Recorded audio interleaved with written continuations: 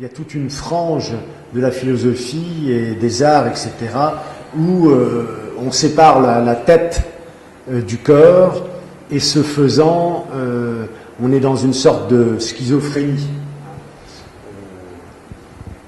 Dans l'introduction à l'esthétique, Hegel dit il est temps pour nous de nous défaire des scories affectives pour faire enfin de l'art une branche de la philosophie.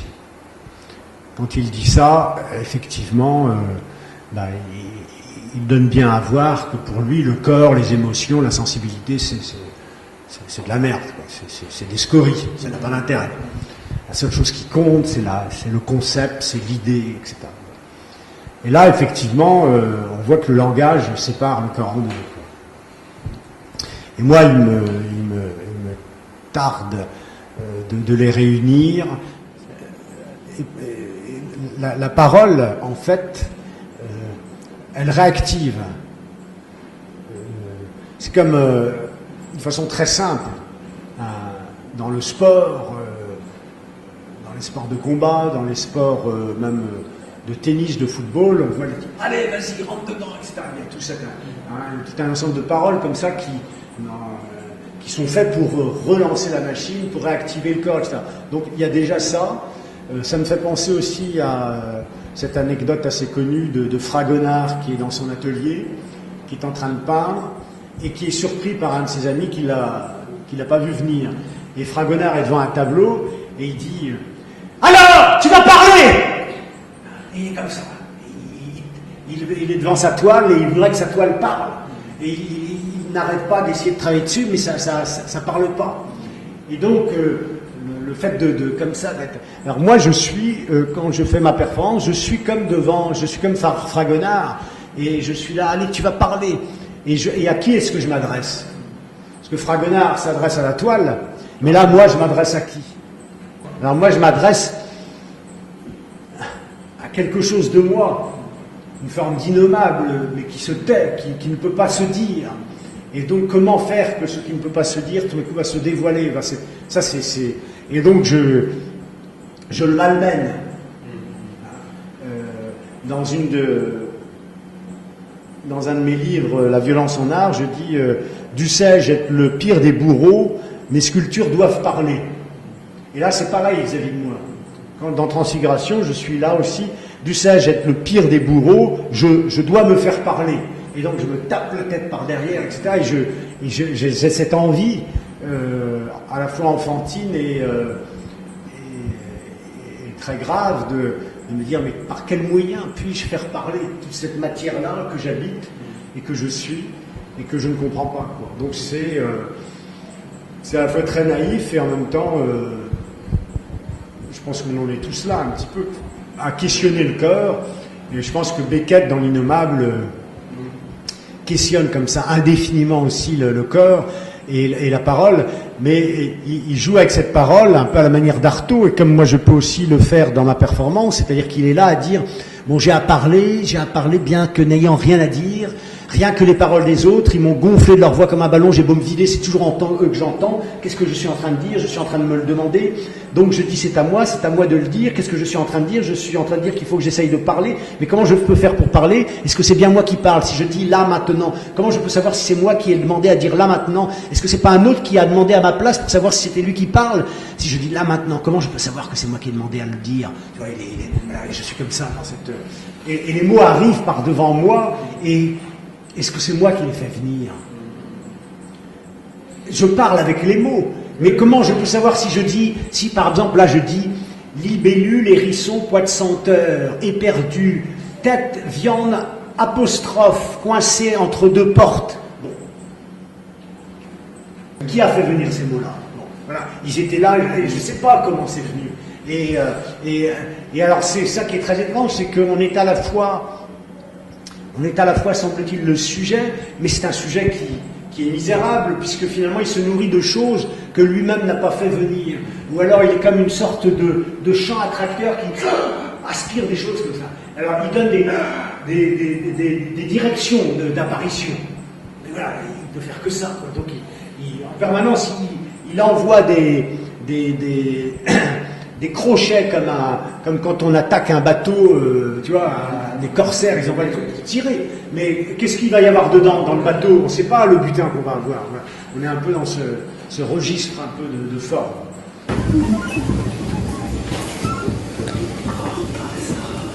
Ça n'est pas encore ça.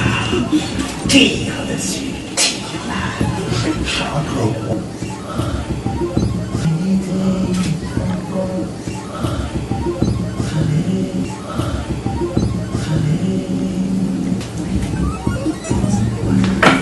Non, c'est pas ça. Non, c'est pas ça.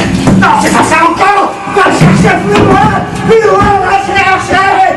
Plus loin, va chercher plus loin. Tu te retiens toujours. Tu te retiens toujours.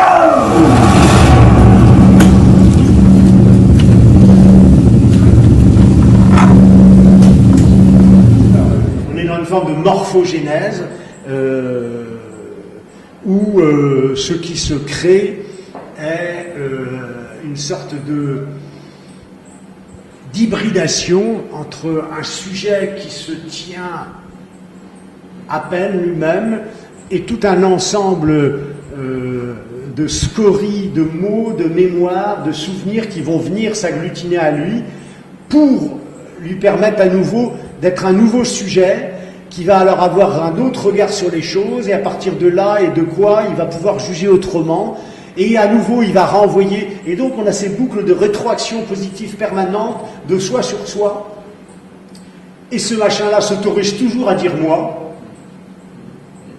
mais on ne sait pas pourquoi, très bien, hein, si ce n'est qu'il y a une vague continuité entre un début et une fin, mais en attendant, entre ce début, la naissance et la fin, la mort, il y a tout un terreau qui a fait fleurir des tas de choses. Et ce terreau incroyable, c'est le corps, c'est cette mémoire qu'on a en nous, c'est toute cette histoire qui nous entoure, etc. Or, dans ma performance transfiguration, quand je me recouvre de terre, moi aussi je perds quelque chose. Je perds quelque chose de fondamental, savoir la vue. Et perdant la vue, je deviens comme une sorte de samouraï qui va traverser une forêt et sans se poser la question de s'il prend la bonne direction ou pas, ou le bon chemin, etc., mais il traverse. Et sans se poser la question des questions morales ou des questions de quelque sorte que ce soit, ou du résultat. L'important, c'est la traversée. L'important, c'est la traversée. L'important, c'est d'essayer d'aller au plus profond de quelque chose. Et alors que quand on peint ou quand on sculpte, on ne peut pas s'empêcher, on commence à faire quelque chose, puis on recule un petit peu, là. On regarde, oui, alors là, je vais tordre ça, etc. Là, dans Transfiguration, on est là, tac, tac, on tord le truc, on est là, voilà, tu ne peux pas sortir. Tu peux pas sortir, tu n'as plus de distance. Et là, c'est intéressant parce qu'en fait, se donne à voir quelque chose d'étrange qui est ce frétillement des doigts sur le visage, etc., qui va très vite, comme si la main le touchait en savait autant, sinon plus que les yeux. Et puis, se donne à voir aussi quelque chose de très complexe qui est